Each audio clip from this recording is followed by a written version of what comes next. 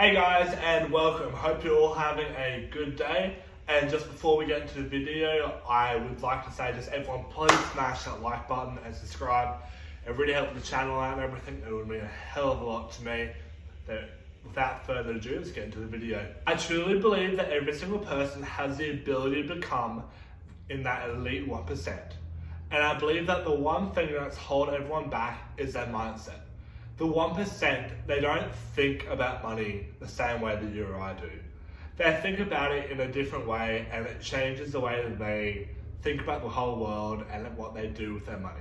So today what I'm going to talk about is I'm going to be talking into two aspects. So the first aspect is what you can do with your money right now to act like the 1%. And then the second aspect is how you can think like the 1%. So I think that the skilling system overall is kind of flawed when it comes to money and finance. And I believe that the skilling system doesn't actually teach you how to think about your money in a correct way, such as the way that the 1% think about their money.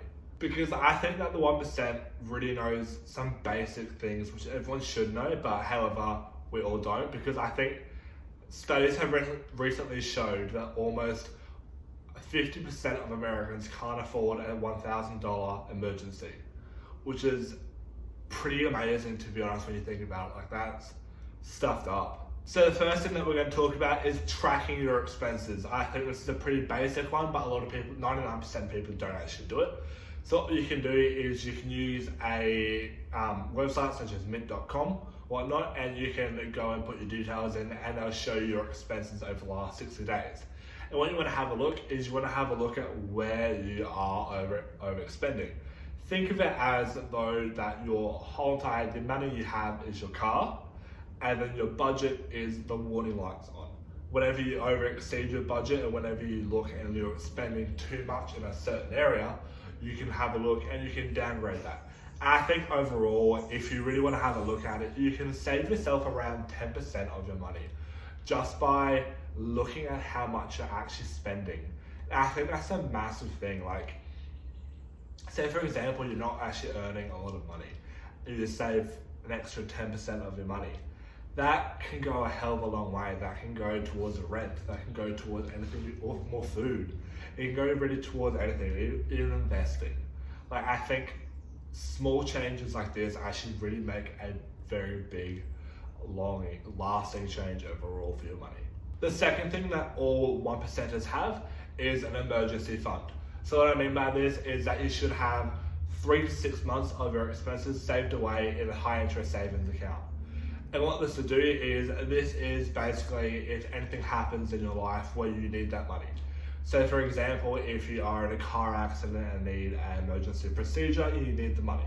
It's right there sitting for you. You have a few $1,000s saved up. I think everyone really needs this because I think sometimes crap happens and you always need stuff like this. For example, if your car breaks down and whatnot, you need the money to service it.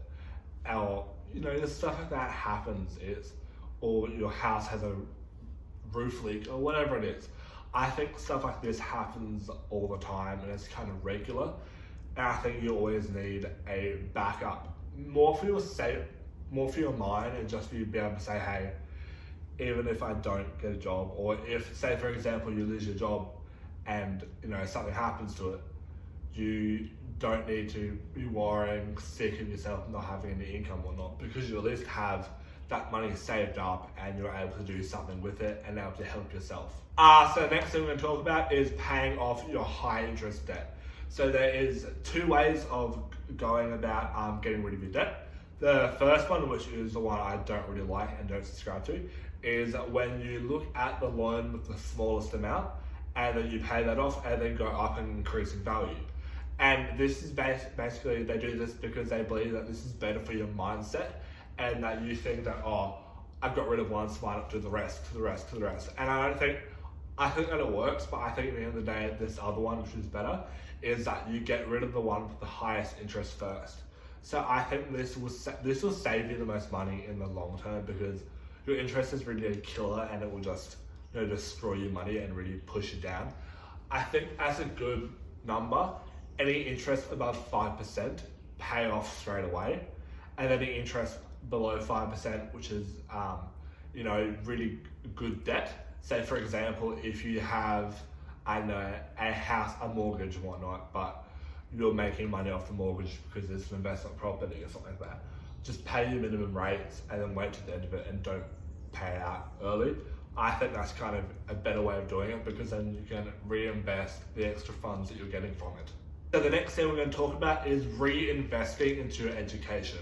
I think this is a massive one. As I said before, I don't think the schooling system really prepares you for life outside of school when it comes to money and finance.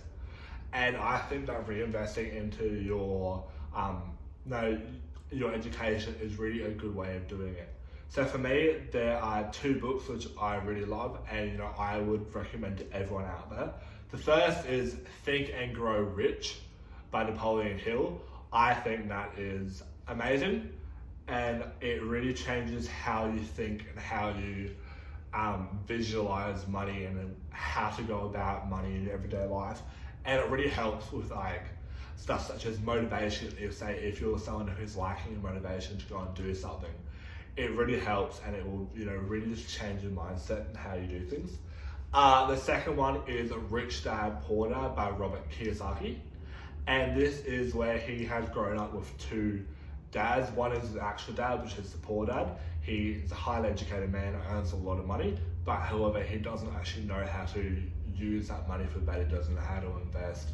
And then his second dad is his best mate's dad, who he has learned how to invest from.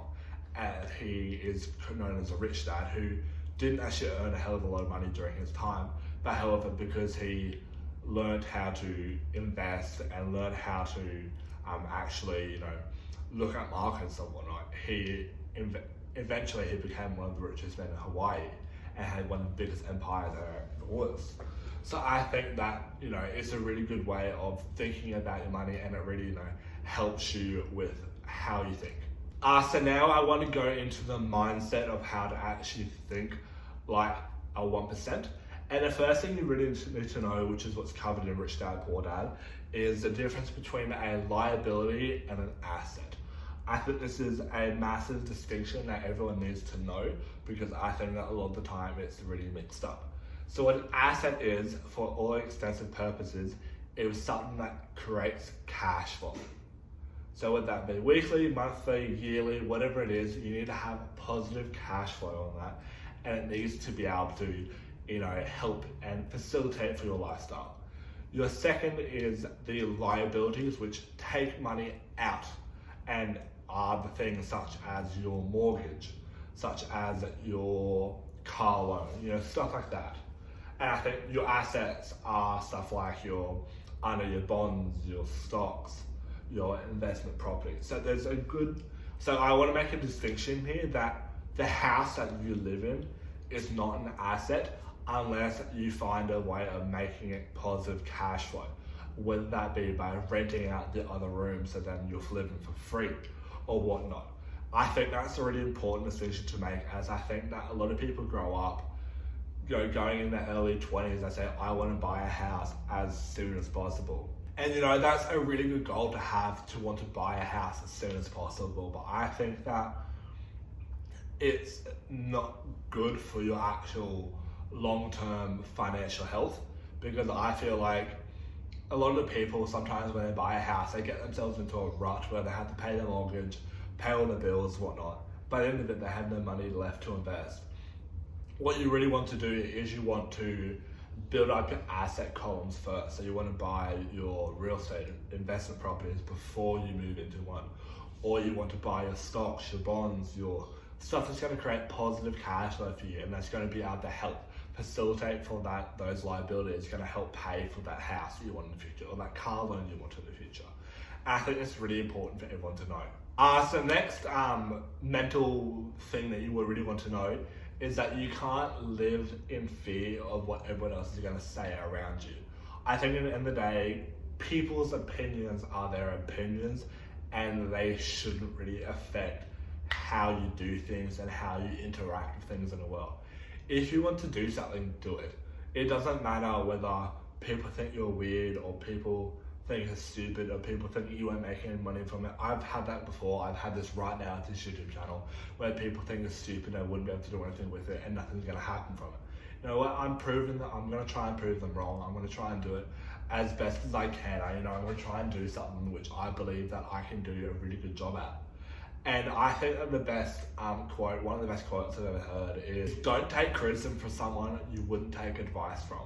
So for example, my mum doesn't know anything about investing or stocks.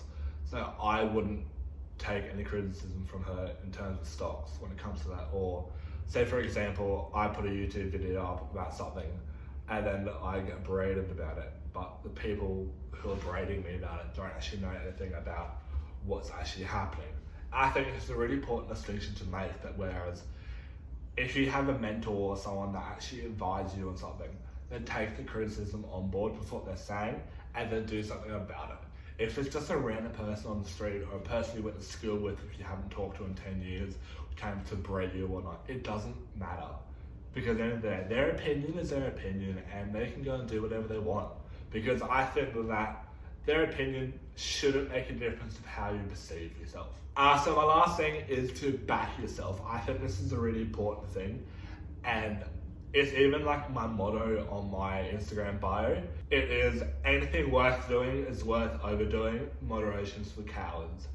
I think this is a perfect quote for anyone that wants to do something in their life and wants to become an entrepreneur or anything like that. I think it's just massive when you think about it, because what I'm saying is, if you want to do something, overdo the hell out of it.